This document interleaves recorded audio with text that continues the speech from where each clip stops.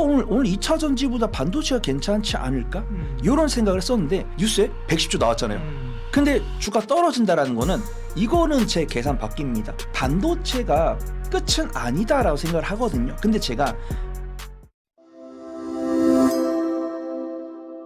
안녕하십니까, 예민수의 경제토크입니다. 오늘은 손여로 네모경제본부장님 오셨습니다. 어서 오십시오. 안녕하십니까.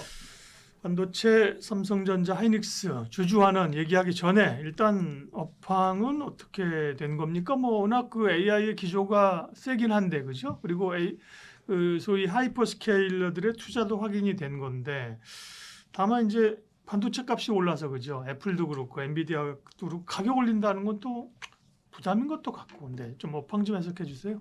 일단 절대적 숫자만 봤을 땐 유지가 될 거다라고 보고 있고요. 이제 네. 투자분들 사이에서는 거의 피크아웃이라는 단어가 기정사실화된 것이 아닌가 그렇게 판단되고 있고, 이 전문가 분들 사이에서는 피크아웃이라는 단어가 나왔지만 이제 슬슬 개인 투자자 분들까지도 알고 가시는 것 같아요. 이번 주에 엔비디아 실적 발표가 보였고, 엔비디아 실적 발표에 대한 뭐 전년 동기 대비 YOY는 제가 공부를 했는데, 이제 전 분기 대비했을 때는 저는 일단은 결론부터 말씀드리면은 저한테 조금 아쉽다라고 말씀드릴 거예요. 근데 이 영상을 시청하시는 구독자 분들께도 제가 의견을 여쭤볼 건데, 이 외국인과 기관의 매도세가 나오는 거 봤을 때는 이들도 조금 한 박자 쉬려고 하는 것이 아닌가. 그래서 기본적으로 구독자분들께 제가 여쭤보고 싶은 게, 과연 주가 수익률이 몇인 게 저평가냐. 그래서 지금 보면은 엔비디아 같은 경우도 32 정도 되고요.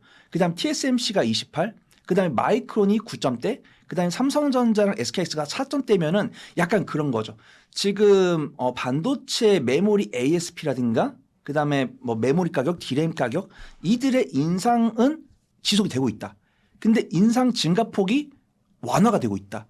근데 이들의 주가가 상승하지 못하고 횡보하는 가운데 실적은 잘 나오다 보니까 퍼는 떨어진다. 그러면 이 섹터가 갖고 있는 퍼가 낮은데 내가 투자할까 말까 투자분들께서 고민하고 계신 것 같아요. 근데 지금 계속 반도체 글로벌 빅테크 기업들은 KPX 투자를 통해서, 근데 이 KPX 투자를 자신이 갖고 있는 여유 현금으로 하기보다는 자꾸 자금을 조달해서, 네. 근데 기준금리가 가만히 있으면 괜찮은데 나도 모르게 이제 기준금리 올라간다고 생각을 많이 하시는 것 같아요. 그래서 오늘 같은 경우 사실 어제 대본 쓸 때도 오늘 2차 전지보다 반도체가 괜찮지 않을까? 이런 생각을 했었는데 2차 전지랑 제약바이오가 강하다 보니까 반도체가 수급 이제 좀 밀리고 있는 것 같아요. 그래서 저는 반도체가 끝은 아니다라고 생각을 하거든요. 근데 제가 불과 한 3개월, 6개월 전에는 무슨 소리냐, 무조건 반도체다 이렇게 이야기를 했다고 한다면 한 석 달 전부터 박사님께서 피크아웃이라는 단어를 하셨는데, 피크아웃의 정의는 분명히 사전적 정의는 절대적인 실적이 꺾인 거 우리가 피크아웃이라고 하는데, 이제 주식 투자 하시는 분들은 사실은 상승폭이 둔화도 사실 피크아웃이라고 보잖아요. 근데 피크아웃이 아예 확인된 건 아니다. 저도 물론 우리 한국증권TV 구독자분들께 말씀드렸지만 요즘 엔비디아 얘기한 사람 없고, 제가 엔비디아 이야기를 거의 1년 가까이 안 한다고도 한국증권TV에서 말았고, 지금도 우리가 메모리 메이커, 마이크론, 삼성전자, SKX, 뭐 CAT, 웨스턴 디지털, 키옥시아, 네, 삼전닉스 얘기하는 거죠. 투자하기 너무 많으니까. 네. 근데 이제 그들도 절대적 수치는 증가폭이 계속 될 거지만 그대 증가폭이 자꾸 둔화되는 모습 보여주고 있으니까 투자분들께서 망설이고 있다. 지금 그런 상황이 아닌가 좀 말씀드리도록 하겠습니다. 그전에는 몇 달 전만 해도 반도체 집중을 해야 되는데, 그죠? 네. 네. 집도체 혹은 온전히 반도체는 온도체인데 지금 이제 반만 투자하는군요. 반도체군요. 비중을 좀, 그러니까 안 좋은 게 아니라 전처럼 비중을 많이 실으면 안 된다, 이건가요? 저도 일단 그거에 대해서 동의를 하는 게, 동의라는 시점이 한 석 달 정도 된 것 같아요. 지금 영상을 시청하는 구독자분들 중에서 매달 제 영상을 체크하시는 분 계시고, 저도 워낙 많은 방송을 하고 다니니까 제가 몇 월 며칠에 한국증권TV에서 무슨 이야기를 하고 다니는지 정확히 기억 못 하는데, 적어도 이제 박사님과 이야기를 하면서 기대했던 게, 제가 사실 작년 하반기는 SKX 전국에서 제일 높은 목표가를 불렀던 사람이었고, 네. 그다음에 올해 4월까지만 하더라도 물론 이게 전문가의 그릇에서는 어떤 삼성전자랑 SKX의 투자를 절반 이상 이렇게 권해드리면 안 되는 것이지만, 굳이 내가 삼성전자 SKX를 사가지고 손본부장의 영상을 매달 챙겨보실 분이라고 한다면 저는 계좌의 70% 이상도 삼성전자를 SKX를 담아도 된다고 말씀드렸던 게 올해 3, 4월입니다. 근데 이제 5월달과 6월달 하면서 이제 박사님께서 먼저 피크아웃이라는 단어를 저한테 던져주신 게 올해 2, 3월이었는데 제가 4월달까지 폐기로 아니다.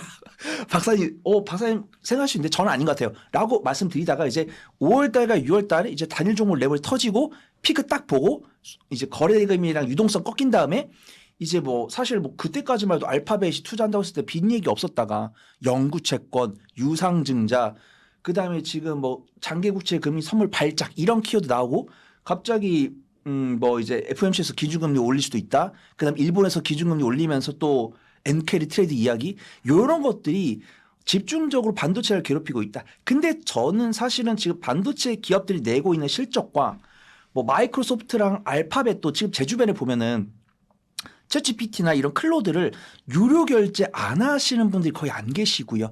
거의 한 달에 8, 9만 원? 좀 많이 지출하시는 분들 거의 15만 원도 지출하세요. 근데 그런 것들 실적 발표 보면서 내가 만약에 올해 3분기, 4분기 동안 글로벌 빅테크 기업들이랑 메모리 기업들이 지금 보여주었던 실적 증가 추이, 뭐 전년 동기 대비해서 80%, 뭐 전분기 대비해서 20%, 15에서 20%, 요 정도 실적 추이만 올해 하반기까지 나와줘도 지금 우리가 생각하고 있는 것들은 기우다. 근데 만약에 제가 말씀드린 퍼센트를 못 이기고 갑자기 뭐 전분기 대비 뭐 8% 이런다든가 아니면 갑자기 일본이랑 우리나라랑 미국이 갑자기 기준금리 50bp 올린다든가 이러면은 저도 조금 걱정이 되긴 하는데 지금 당장은 절대 체력을 봤을 때는 저평가율이 너무 있으니까 걱정할 필요는 없을 것 같다. 네. 판단해 볼 것 같습니다. 반도체를 매도하지 않은 건 아니죠 지금? 일단 저는 내가 만약에 투자 비중 중에서 70% 근데 저는 이제 한 30%까지 줄였거든요. 네. 이제 저 같은 경우는 원래 올해 1분기에는 저 역시도 제 계좌에 삼성전자, SKS랑 SK스퀘어가 거의 비중이 70% 넘었었습니다. 근데 저도 이제 5월달과 6월달 사이에는 한 30에서 40까지 줄인 상황이고 지금 이 영상을 시청하신 구독자분들 중에서 나는 여전히 삼성전자, SKS의 투자 비중 70%다라고 하신 분들 일단 홀딩하시다가 매수가 넘어가면은 30% 부분까지 내리셔야 되시고 30%가 부근이다. 그러신 분들은 관망. 나는 뭐 30%가 안 되고 한 10%, 15% 갖고 있다. 이러신 분들은 쌍바닥 구간에서 추가 매수를 하셔야 된다. 이렇게 좀 말씀을 드리도록 하겠습니다. 삼성전자 하이닉스가 못 가는 이유가 손해로 본부장이 비중을 줄여서 그렇군요. 그런 것 같습니다. 네. 그러나 여전히 삼성전자 하이닉스는 시장의 중심에 있고요. 네. 여기가 무너지면 시장이 어떤 모습을 보이는지 우리가 좀 확인했잖아요. 그죠? 그러니까 버텨주면서 점진적인 상승을 기대하고 있는 거죠. 실적은 뭐 워낙 좋은데 소위 피크아웃에 대한 우려 논쟁이 있었고 네. 작년에도 있었고 올해도 있었고 아마 앞으로도 있을 거예요. 근데 최근에는 이제 주주하는 얘기가 시장의 관심이잖아요. 네. SK 하이닉스가 먼저 40조 자사주 소각으로 히트를 쳐서 주가가 올랐는데 삼성전자는 주주하는 얘기를 110조 꺼냈는데 주가가 급락이야. 이렇게까지 밀어낼 일인가요? 이게 참 밸류에이션이라는 게 코에 걸면 코걸이고 귀에 걸면 귀걸이고 분명히 계산기를 두드렸을 때 우리가 보통 시가총액이랑 그다음에 그 시가총액 대비해서 매출액 뭐 PSR, PER 이런 것들 감안했을 때 삼성전자가 지금 시가총액이 한 1,500조, 네. 1,500조고 SKS가 1,200조고 네. 그다음에 이제 영업이익을 보더라도 메모리 사업부 절대 수치를 보더라도 시가총액에 비례합니다. 절대 매출액의 영업이익은 12분의 15면 한 1.2, 1.3 정도 되잖아요. 그러면은 삼성전자가 SKS 대비해서 실적이 1.23배 나오면 되는 건데 절대 수치는 SKS 1.23배가 더 나왔지만 삼성전자는 메모리 사업부뿐만 아니라 가전도 하고 뭐 디스플레이도 하고 있기 때문에 근데 이 메모리만 사업부만 봤을 때도 SKX 대비해서 1.23배 하고 있기 때문에 저는 삼성전자가 지금 SKX가 40조고 삼성전자 110조면은 시가총액은 1.23배인데 주주하는 정책은 거의 두세 배가 넘는 상황이기 때문에 삼성전자는 오르는 게 맞다라고 판단했거든요. 근데 이게 재밌는 게 뭐냐면 SKX가 40조라는 주주하는 정책을 발표했을 때 그러면 SKX가 40조 했으면 삼성전자는 얼마에 될까? 그래서 저는 이렇게 말씀드렸거든요. 뭐 시가총액 차이가 1.23배 정도 되니까 뭐 SKS가 40조 했으니까 뭐 삼성전자 한 6, 70조 하면 되지 않을까요? 저는 이렇게 말했어요. 근데 뉴스에 110조 나왔잖아요. 근데 주가 떨어진다라는 거는 이거는 제 계산 바뀝니다. 저는 항상 뭐 우리 구독자도 아시겠지만 저는 이럴 줄 알았다라고 잘 안 말하는 사람이죠. 저는 겸허히 받아들인 사람이기 맞아요. 때문에 네. 저는 절대 뭐 왜냐면은 이 영상이 다 박제가 돼요. 왜냐면 거짓말 치고 다니면 댓글로 다 달리거든요. 얘 분명 여기서 이렇게 말해놓고 이렇게. 근데 저는 항상 일관성 있는 말씀드리기 때문에 저는 사실 이럴 줄 몰랐습니다. 이럴 줄 몰랐고요. 삼성전자는 분명 SKX 몸집 대비해서 더 큰 사상 최대 규모를 발표했음에도 불구하고 밀리는 거는 그냥 뭐 투자분들께서 더 많이 바랬다. 이거밖에 할 말이 없고요. 지금 삼성전자 같은 경우도 메모리 사업뿐만 아니라 이제 공공연하게 리포트는 안 나왔는데 증권 전문가분들께서 이야기하고 다니시거든요. HBM3보다 HBM4가 절대 매출 높은데 마진이 작다. 왜? 그 안에 들어간 기술력이라든가 장비가 워낙 고가다 보니까 이제 노란봉투법 있다 보니까 이 장비 기업들도 막 달라고 막 이야기하고 그러면 상대적으로 HBM 비중이 덜한 삼성전자가 실적이 잘 나올 거다. 이런 뷰.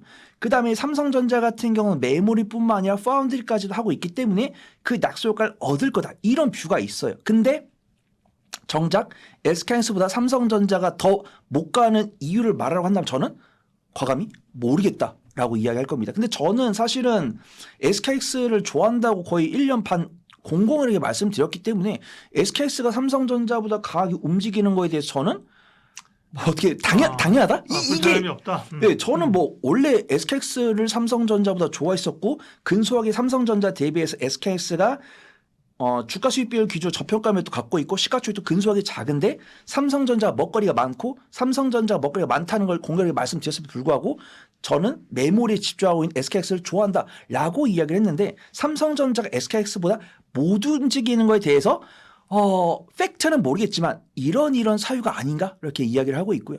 지금 영상을 시청하시는 분들도 SKX랑 삼성전자 중에서 두 종목 중에 고르라고 한다면 저는 늘 SKX를 말씀드리겠지만 삼성전자도 결국 빛을 볼 수 있고 삼성전자 빛을 볼 수 있는 모멘텀 다양한데 이걸 바라본 투자분들의 투심 체크가 중요하다. 이렇게 좀 보도록 하겠습니다.